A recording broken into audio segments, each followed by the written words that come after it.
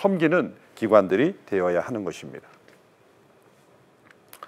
이제 8절에서 10절의 말씀은 이제 주제를 바꿔 사랑의 주제로 다시 넘어오게 됩니다. 사랑은 율법의 완성이라는 말씀입니다. 8절부터 10절까지의 말씀 읽겠습니다. 피차 사랑의 빛 외에는 아무에게든지 아무 빛도 짓지 말라. 남을 사랑하는 자는 율법을 다 이루었느니라. 간음하지 말라, 살인하지 말라, 도둑질하지 말라, 탐내지 말라 한 것과 그 외에 다른 계명이 있을지라도 내 이웃을 내 자신과 같이 사랑하라 하신 그 말씀 가운데 다 들었느니라. 사랑은 이웃에게 악을 행하지 아니하나니 그러므로 사랑은 율법의 완성이니라. 자, 사랑의 빛 외에는 아무것도 지지 마라. 이 말씀은 사랑 자체를 빛과 동일시한 것이죠. 남을 사랑하는 자는 율법을 다 이루었느니라. 사랑이 율법을 다 이루고, 또한 여러 가지 이웃과의 관계에 있어서의 계명이 있지만 내 이웃을 내 자신과 같이 사랑하라, 이 규명에 다 들었다. 이 말씀은 여러 가지 항목들이 율법에 있지만 이웃을 자신의 몸과 같이 사랑하면 율법의 구체적인 조항을 때로 모를지라도 이미 지키는 삶을 사는 겁니다. 많은 율법이 주어진 목적은 곧 사랑하는 삶을 우리에게 보여주기 위한 것입니다. 수많은 구약의 율법들이 주어지지만 그것을 다 지키는 사람이 있다고 보십시오. 그 사람은 이 말씀을 지키고 있는 겁니다.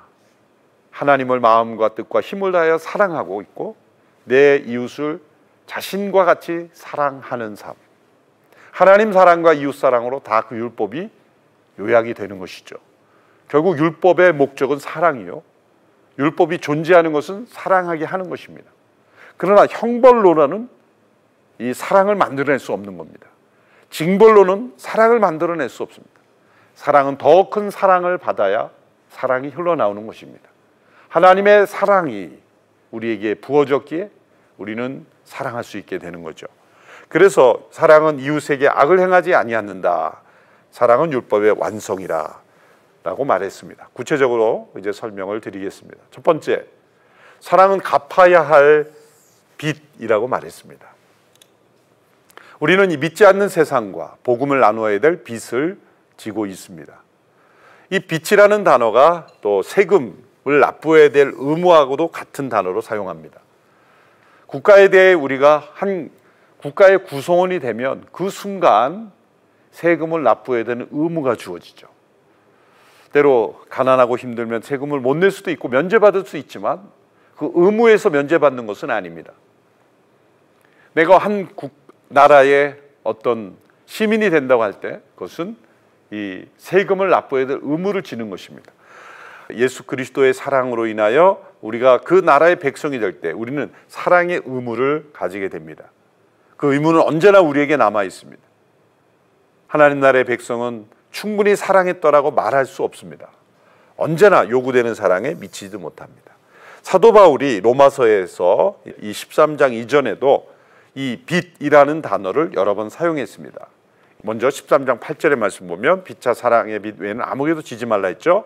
그런데 그 이전에 1장 14절 15절에 보면 헬라인이나 야만인이나 지혜 있는 자나 어리석은 자 내가 다 빚진 자다.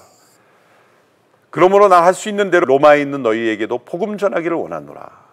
이 바울에게 있던 이 빚진 마음, 바울이 이 로마에 있는 사람 한 번도 만나보지 못한 사람들에게 무슨 빚을 졌겠습니까?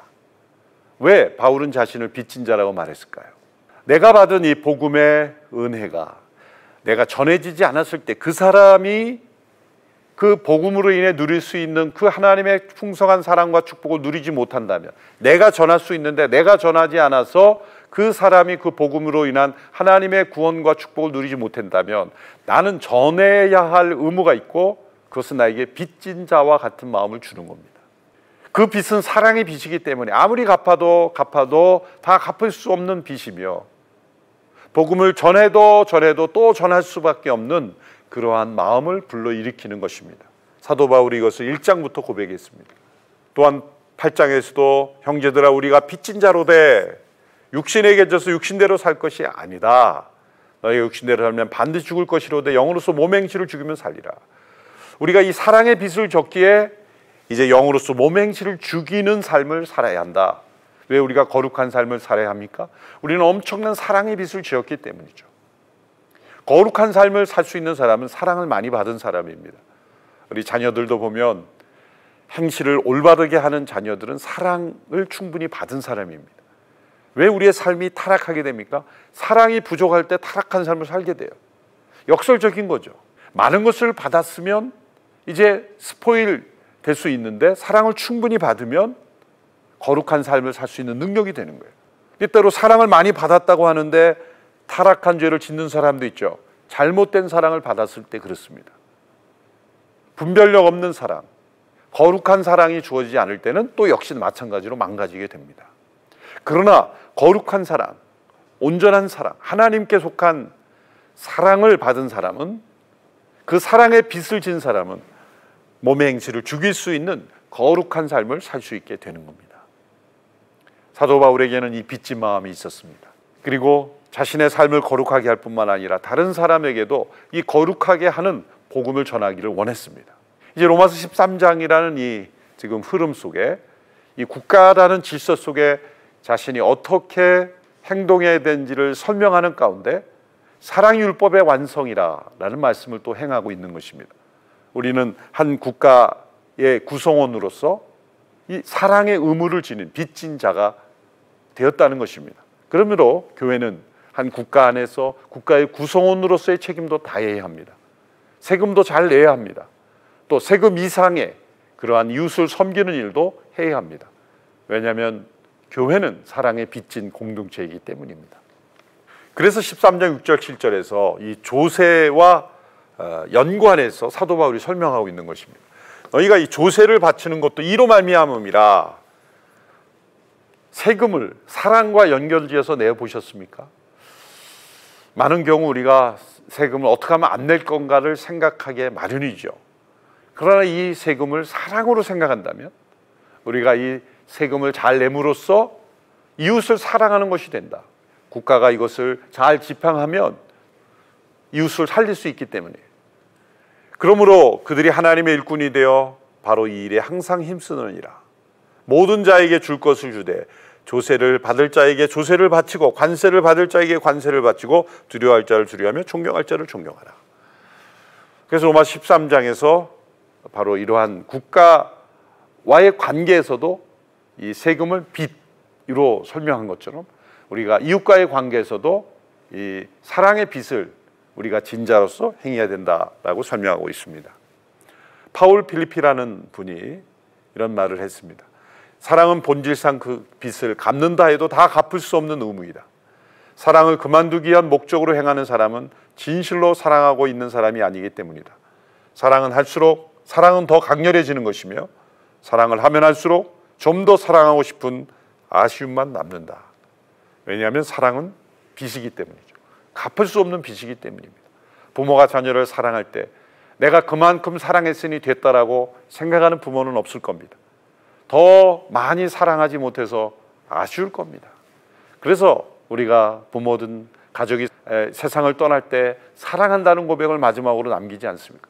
더 사랑하고 싶은 그 마음이 마음속에 남아있기 때문이죠. 이처럼 사랑은 우리에게 빚이 됩니다. 이 사랑은 하나님의 사랑이기 때문이죠. 하나님의 사랑이 우리 마음속에 들어오면 우리는 세상에 대하여 빚진 자가 됩니다. 그래서 주고 또 주고 싶은 삶이 되는 것입니다. 그 사랑은 복음 안에 담겨 있습니다. 예수 그리스도의 복음 안에 담겨 있는 하나님의 사랑이 우리 속에 흘러 들어올 때 우리는 빚진 자로 여기게 되는 것이죠. 두 번째, 사랑은 율법의 완성입니다. 어떤 율법이든지 사랑을 떠나서는 완성될 수 없다는 겁니다.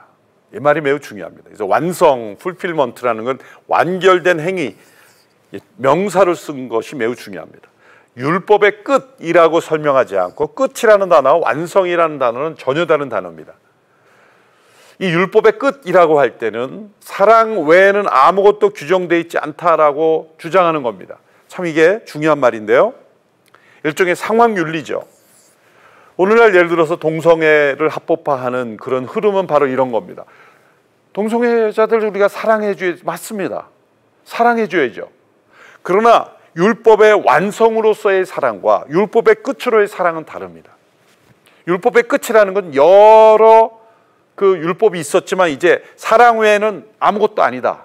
사랑이 모든 것이다. 그런다면 그 율법 안에 나와 있는 거룩한 진노, 하나님의 심판, 우리가 두려워해야 될 하나님의 공의, 이런 요소들은 다 빼버리고 모든 것이 다 사랑이니 모든 것이 다 용납될 수 있는 것이다 라고 하는 그러한 사랑 외에는 아무것도 규정되어 있지 않다. 이것은 상황윤리를 말하기 때문에 아닌 것입니다. 율법의 완성이라는 것은 이 사랑과 율법은 서로가 필요하다는 것입니다. 사랑은 방향을 갖기 위해 율법이 필요합니다. 또 율법은 감화를 받기 위해 사랑이 필요합니다. 그래서 그 사랑은 모든 율법적 조항을 필요 없이 사랑의 어떤 이념, 이데올로기를 하는 것이 아니라 율법이 지향하고 있었던, 가지고 있던 모든 내용이 다 조합해지는 완성이 사랑이라는 거예요. 그래서 율법을 다 행하고 있는 어떤 이가 있다면 그 사랑하고 있는 이일 겁니다. 그래서 그 사랑은 거룩한 사랑이요, 진리에 합당한 사랑이요, 분별력 있는 사랑입니다. 왜냐하면 율법이 가리키고 있는 모든 진리를 포함하고 있는 사랑이기 때문입니다. 피차 사랑의 빛 외에는 아무에게든지 아무 빛도 짓지 말라. 남을 사랑하는 자는 율법을 다 이루었느니라. 세 번째, 사랑은 이웃에게 악을 행하지 않는다라고 했습니다. 13장 9절의 말씀 먼저 읽어보겠습니다. 간음하지 말라, 살인하지 말라, 도둑질하지 말라, 탐내지 말라 한 것과 그 외에 다른 계명이 있을지라도 내 이웃을 내 자신과 같이 사랑하라 하신 그 말씀 가운데 다 들었다라는 말씀입니다. 자, 왜 사랑 안에 모든 율법이 다 들어있습니까? 사랑은 이웃에게 악을 행하지 아니하기 때문입니다. 십계명에서 금하는 마지막 5가지 죄는 사람들에게 악을 행하는 것입니다. 살인은 그들에게서 생명을 빼앗고, 간음은 그들의 가정과 명예를 빼앗고, 또 도둑질은 그들의 재산을 빼앗고, 거짓 증거는 진실을 무너뜨립니다.